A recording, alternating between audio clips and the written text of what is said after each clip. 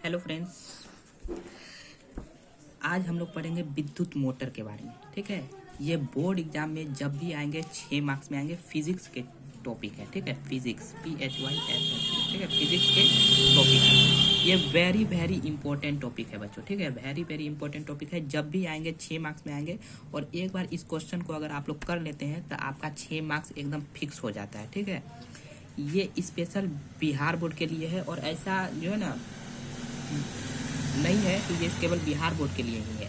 ये UP board में हर बार आते हैं ये सवाल, MP बोर्ड में आते हैं, बिहार बोर्ड में ही पूछे जाते हैं। तो ये जो है ना सभी बोर्ड के लिए है, लेकिन मैं जो पढ़ा रहा हूँ ये बिहार बोर्ड के लिए पढ़ा रहा हूँ। ठीक है, और ये सवाल सभी बोर्ड में आते ही हैं। ठीक है, अगर यकीन नहीं होता है तो आप लोग देख लीजिए क्वेश्चन बैंक उठा के, ये सवाल पूछे ही जाते हैं। और जब भी आएंगे 6 मार्क्स में आएंगे, लेकिन ये बिहार बोर्ड में 6 मार्क्स से पूछे जाते हैं। ठीक है, चलिए हम लोग देखते हैं विद्युत मोटर के बारे में। ठीक है, एक बार आप लोग इसको तैयार कर लीजिएगा बच्चों, 6 मार्क्स आपका आ जाएगा। ठीक है, तब विद्युत मोटर के बारे में हम लोग क्या क्या देखेंगे।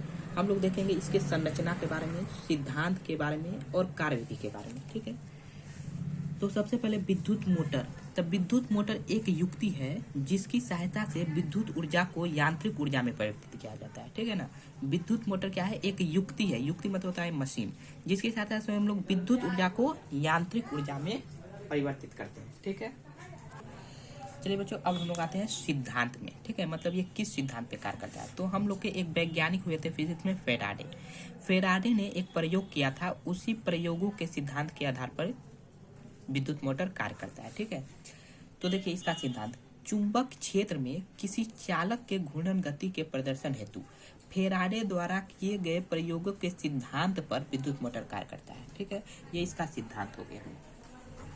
जैसा कि मैंने बताया कि फेराडे नामक एक वैज्ञानिक है, उन्होंने कुछ प्रयोग किया था, उसी के सिद्धांत पर ये कार्य करता है। ठीक, अब हम लोग आते हैं बनावट। तो बनावट इसका देख लीजिए बच्चों। ठीक है, बनावट क्या है हम पहले बता देते हैं, बनावट में कौन सा चीज क्या है और उसी को हम लोग लिखेंगे। तो ये जो है ना ये एस मतलब साउथ पोल और एन मतलब नॉर्थ पोल, ये दोनों जो है ना एक शक्तिशाली क्षेत्र चुंबक होता है। ठीक है, और ये जो है आर्मेचर है, ये नर्म लोहे का क्रोड के रूप में होता है, जिसको हम लोग आर्मेचर बोलते हैं। ठीक है, और ये जो है ऐसे अर्ध वलय टाइप का। ठीक है, इसको अर्धचंद्राकार वलय कहा जाता है। और ये एल टाइप का जो है ना बच्चों, उसको हम लोग बोलेंगे क्या, कार्बन ब्रश कहेंगे। और ये हम लोग का परिपथ है, और आप लोग परिपथ में जानते हैं सेल कुंजी संयोजक लगा के इसे पूरा किया जाता है। तो हम लोग जो जो बोले अभी हम वो लिख देंगे बनावट में। ठीक है, सेम ऐसे ही लिखिएगा बच्चों, एकदम 6 नंबर आपके कंप्लीटली आ जाएंगे। ठीक है, तो हम लोग आते हैं बनावट के बारे में। ठीक है, तब विद्युत मोटर में एक शक्तिशाली क्षेत्र चुंबक होता है। जैसा कि मैंने कहा ये दोनों एक शक्तिशाली क्षेत्र चुंबक है। इसके मध्य नर्म लोहे का एक कुंडलित क्रोड होता है। ये दोनों चुंबक के मध्य नर्म लोहे का एक कुंडलित क्रोड है। ठीक है, इसको हम लोग आर्मेचर बोलते हैं, जिसे आर्मेचर कहा जाता है। बोल रहा है आर्मेचर की दूरी से पीतल के 2 अर्धचंद्राकार वलय R1 और R2 लगाते हैं। ये आर्मेचर की दूरी है। ठीक है, दूरी से अर्धचंद्राकार वलय R1 और R2 लगा होता है।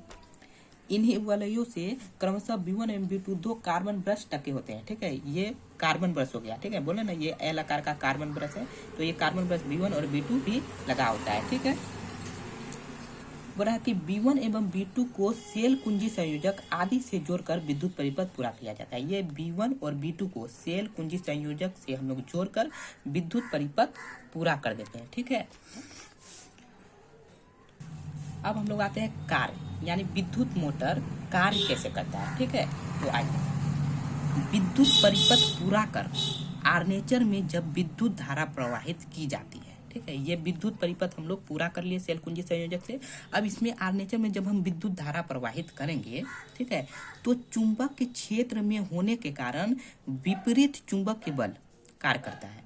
तो ये जो देखिए ये चुंबक क्षेत्र में है, ये आर्मेचर चुंबक क्षेत्र में है ना, तो इसके विपरीत ये कार्य करता है, जिसकी मदद से जो ना ये आर्मेचर घूमने लगता है, एकदम तेजी से घूमने लगता है। ठीक है, तो बोल रहा है कि तो चुंबक के क्षेत्र में होने के कारण विपरीत चुंबक के बल कार्य करता है, अर्थात बल आघूर्ण लगता है। ठीक है, बल आघूर्ण लगता है, परिणाम स्वरूप तो यहाँ देखिए बच्चों, मैंने पढ़ा कि विद्युत परिपथ पूरा कर आर्मेचर में जब विद्युत धारा प्रवाहित की जाती है तो चुंबक क्षेत्र में होने के कारण विपरीत चुंबकीय बल कार्य करता है, अर्थात बल आघूर्ण कार्य करता है। ठीक है, मतलब बल आघूर्ण कार्य करता है मतलब क्या हुआ ना, ये आर्मेचर अपने अक्ष पे घूमने के लिए स्वतंत्र होता है। ये आर्मेचर जो ना घूमने अपने आप घूमेगा, लेकिन ये चुंबक क्षेत्र में है, इसलिए हम लोग जैसे ही यहाँ से करंट प्रवाहित किए तो आर्मेचर घूमने लगा। ठीक है, अब हम लोग आगे देखते हैं। परिणाम स्वरूप आर्मेचर घूमने लगता है। ठीक है, मतलब आर्मेचर घूमने लगता है। आर्मेचर की धुरी से पंखा का ब्लेड, पैराग्राफ चेंज करके लिखिएगा। ठीक है, यहाँ तक आपका कंप्लीट हो गया। ठीक है, आर्मेचर की धुरी से पंखा का ब्लेड, ठीक है, ड्रिल मशीन, लेथ मशीन आदि जोड़कर व्यवहारिक जीवन में इसका उपयोग किया जाता है। और यहाँ तक हम लोग का टॉपिक कंप्लीट हुआ। ठीक है, ये जो आर्मेचर का जो धुरी है ना, तो इससे ये अपने अक्ष पे घूमने लगता है और इस धुरी से हम लोग पंखा का ब्लेड, धुरी, लेथ मशीन ये सब घुमाने के लिए हम लोग इसका उपयोग करते हैं। ठीक है, ओके बच्चों, तो यहाँ तक ये टॉपिक आपका कंप्लीट हुआ। एकदम एग्जाम में 6 नंबर के पूछे जाते हैं, एकदम याद कर लीजिएगा दोस्तों। ठीक है, ठीक है, एकदम याद कर लीजिएगा। ओके, और आप लोग कोशिश कीजिए लिखने का, जितना ज़्यादा लिखिएगा उतना आपको समझ में आएगा। तो यहाँ तक आपका इस टॉपिक कंप्लीट होता है। ठीक है बच्चों, अब मैं आप लोग से एक चीज़ मांग रहा हूँ। ठीक है, आप मेरे इस चैनल को @केसरी सूरज करके, ठीक है, इसको ज़्यादा से ज़्यादा सब्सक्राइब करें और हो सके तो ज़्यादा से ज़्यादा शेयर भी करें। ठीक है, और बच्चों इतना मेहनत से वीडियो बनाए हैं तो कम से कम 1 लाइक तो ज़रूर कीजिए।